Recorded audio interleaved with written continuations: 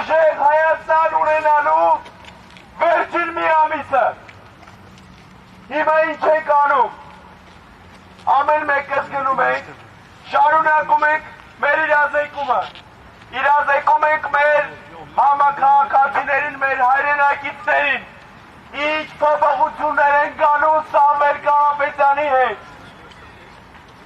Բոլորին պատմում ենք, մեր ընկերներին, հարևաններին, բարեկամներին, անծանոթներին։